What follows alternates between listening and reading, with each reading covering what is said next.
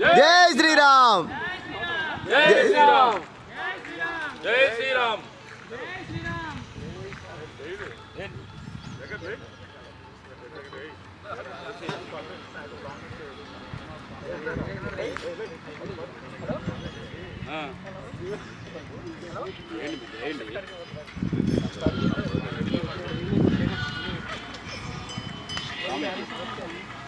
రాయి చెట్టు అక్కడ పెట్టినాం స్వామి, గోడ కట్టిరు, అది తీసేసి మంచిగా చాలు తీసుకెళ్ళి.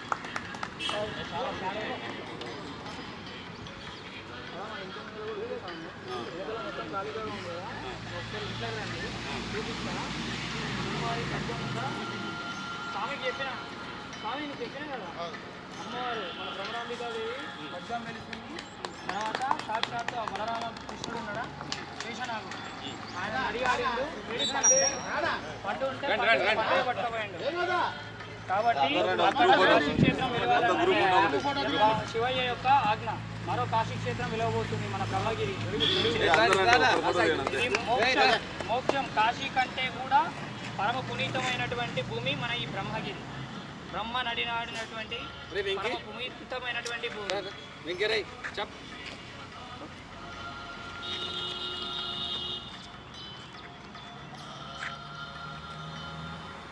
మేక్ ఇన్ ఇండియా 369 ఇది ఒక నవయుగ నిర్మాణం. ఇది ఒక సామాజిక విప్లవం. ప్రతి ఒక్క గృహంపై కులమతాలకి అతీతుడు భగవంతుడు. అందుకని నేడు భగవంతుడు స్వయం కైలాసం వీడి ఈ భూమిపై అవతరించాడు. దీన్ని గ్రహించి మానవ మాతృలు అందరూ కులమతాలు మానవుడు మాత్రం సృష్టించుకునేవి, భగవంతుడి సృష్టి కాదు. భగవంతునికి అందరూ తన బిడ్డలే. ఈ లోకానికి తల్లిదండ్రులు శివపార్వతులు. మీ లౌకిక తల్లిదండ్రులు మీకు జన్మనిచ్చిన వారైతే వాళ్ళని కూడా సృష్టించింది బ్రహ్మదేవుడే కదా. సృష్టికర్త బ్రహ్మ, పాలనాకర్త విష్ణుమూర్తి, లయకారకుడు బోలాశంకరుడు, అంతే కదా. గంగను భువికై దించిన జంగమ దేవుడే ఈ శివుడు, పార్వతే తన ప్రాణమై సగ శరీరమిచ్చెను ఈ శివుడు. కైలాసమునే వదిలేసి హిమగిరులను నువ్వు దాటేసి అమర్నాథులో కనిపించి కాశీలో పాపము ద్రుంచి వేములవాడలో వెలిసిన హరహర మహదేవా. ఇది పరమ సత్యం.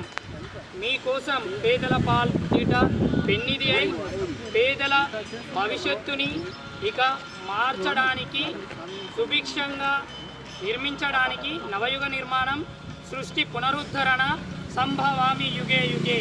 ప్రతి ఒక్క యుగములో భగవంతుడు అవతరణ ఎప్పుడు జరుగుతుందంటే భగవంతుణ్ణి నిందించేటటువంటి స్థాయికి ఈ లోకం అనేది వెళ్ళాలి.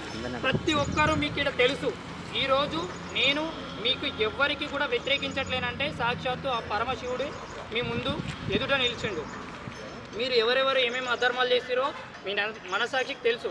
కానీ భగవంతుడు ఈరోజు ఎవరినైనా ఏలెత్తి చూపిస్తున్నాడా అంటే ఆయన కరుణామయుడు. అటువంటి కరుణామయుణ్ణి దయచేసి ఇకనైనా అర్థం చేసుకొని ఈ నవయుగ నిర్మాణంలో, లోక కళ్యాణంలో భాగస్వాములు అవ్వవలసిందిగా ఈ యొక్క రాజేశ్వరుని కమనీయంగా విన్నవించుకుంటున్నాను. రాజేష్ బాబాకి, రాజేష్ బాబాకి, రాజేష్ బాబాకి.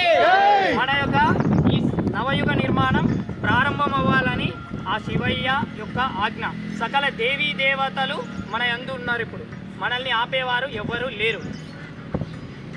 ఇక్కడ కాశీ కంటే పరమ పునీతమైనటువంటి భూమి ఈ బ్రహ్మ నడి ఆడినటువంటి బ్రహ్మగిరి. అందుకే ఈ యొక్క గ్రామానికి బ్రహ్మగిరి అని నామకరణం చేయడం జరిగింది. రాజేష్ బాబాకి. మీకేమైనా కావాలి అంటే మనము చర్చించుకుందాం. మన ఊరు బొడ్రాయి గురించి కొన్ని ముఖ్యమైన విషయాలు చెప్పదలుచుకున్నాను. భగవంతుని పిలుపు మేరకు మనము లింగమయ్యకి చేసి ఎన్ని రోజులు అవుతుంది, ఎన్ని సంవత్సరాలు అవుతుంది ఒక్కసారి ఆలోచించుకోండి. మన యొక్క పొలిమేర ఎక్కడ? లింగమయ్య, అవునా? మరి ఆ లింగమయ్య స్వామికి చేయకపోతే ఎట్లా? బొడ్రాయి ఉందా? ప్రతి ఒక్క ఊరికి బొడ్రాయి నిర్మిస్తారు, కానీ మన ఊరికి ఉందా? లేదు. ఎందుకు? బ్రహ్మగిరి ఈ యొక్క సృష్టి మొత్తానికి ఇప్పుడు ప్రతి ఒక్కరు తలరాతని రాయగలిగే శక్తి ఎవరిలో ఉంది? బ్రహ్మనే కదా. మరి అలాంటి తలరాతని రాయగలిగేటువంటి శక్తి ఉన్న బ్రహ్మ దేవుడు స్వయం ఈ భూమి పైన అవతరించి నడియాడినటువంటి పరమ పునీతమైన స్థలములో మీ యొక్క ఆవిర్భావం జరిగిందంటే మీరు ఎంత పుణ్యం చేసుకొని ఉంటారో ఒకసారి ఆలోచించుకోండి. కానీ మీరు మీ యొక్క శక్తిని కోల్పోయి వ్యవహరించిరు. కానీ ఇకనైనా కనువిప్పు కలిగించుకొని ఈ యొక్క లోక కళ్యాణంలో పార్వతీ పరమేశ్వరులమై ఇక్కడ భూమిపై అవతరించి మేము ఎన్నో కర్మకి భగవంతుడైనా సరే అతీతుడు కాదు. ఈ మానవ దేహం ధరించినప్పుడు మీరు చూశారు, నేను ఎన్ని అడ్డంకులు ఎదుర్కొన్నా, ఎన్ని అవరోధాలు ఎదుర్కొన్నా, ఎన్ని రోజులు గడిపినా అనేది మొత్తం చూసిరు. కారు కష్టాలు అనుభవించి 29 సంవత్సరాల సుదీర్ఘ ప్రయాణంతో నేడు నవయుగ నిర్మాణానికి నాంది పలకడానికి ఈ బ్రహ్మగిరి భక్త మహాశయులు విచ్చేసినందుకు నా శిరస్సు వంచి పాదామి వందనం అర్పిస్తున్నాను. రాజేష్ బాబాకి రాజేష్ బాబాకి రాజేష్ బాబాకి జై. మన జీవన విధానం భగవద్గీతలో ప్రతి ఒక్క ప్రశ్నకు సమాధానం ఉంటుంది. నేటి నుంచి మనము ఈ యొక్క సభ వినయపూర్వకంగా ఒకటి తెలియజేయదలుచుకున్నాను. పేదరికం అనేది ఇకపై ఉండబోదు, అన్యాయం అరాచకం అనేది ఉండబోదు. కేవలం ధర్మానికి ఎవరైతే కట్టుబడి ఉంటారో వాళ్ళకి మాత్రమే భగవంతుని అనుగ్రహం అందుతుంది. తర్వాత అధర్మానికి పాల్పడే వాళ్ళని మాత్రం భగవంతుడు చూసి ఊరుకోలేడు. దయచేసి నేను హెచ్చరించట్లేను, చాలా వినయంగా వినయపూర్వకంగా విన్నవించుకుంటున్నాను. అర్థం చేసుకొని ఈ యొక్క నవయుగ నిర్మాణంలో మీ అడుగులు పడతాయని ఆశిస్తున్నాను. తర్వాత 12 రంగాలలో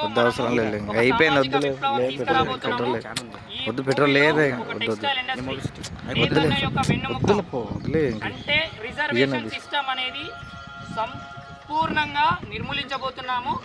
ఎవరిలో ఏ ప్రతిభ ఉంది అనేది మేము ఒక స్క్రిప్ట్ కూడా రాయడం జరిగింది 2016లో. దానికి మనకు నేషనల్ అవార్డు కూడా లభించింది.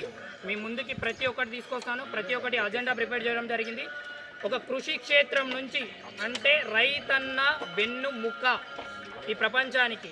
మీకైనా నాకైనా ఎవరికైనా అన్నపూర్ణాదేవి ఈ రైతన్న కనుక పండించకపోతే భూమాతలో పండకపోతే మనము నివసించగలమా ఆహారం లేకుండా? ఒక్కసారి ఆలోచించండి, నిజమా కదా ఇది? మరి అలాంటప్పుడు అలాంటి రైతన్నని మనం పేదవాణి చేస్తున్నాం కదా, ఎందుకు ఆలోచించలేకపోతున్నాం? మనం ఆగర్భ ఐశ్వర్యవంతులమైనంత మాత్రాన మనము గొప్ప కాదు కదా వారికంటే, అంతే కదా? అలాంటి కృషి క్షేత్రంతో 40 ఎకరాలలో మొట్టమొదటి అడుగు అచ్చంపేట్ పక్కన ఉన్నటువంటి లక్ష్మాపూర్లో వినుతమ్మ అని ఆ అమ్మగారి యొక్క ల్యాండ్ మనకి లభించింది.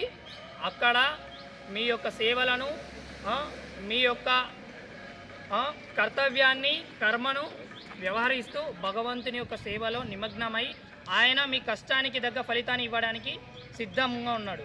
కానీ మీ యొక్క సహాయ సహకారాలు కోరుకుంటున్నాడు నేడు.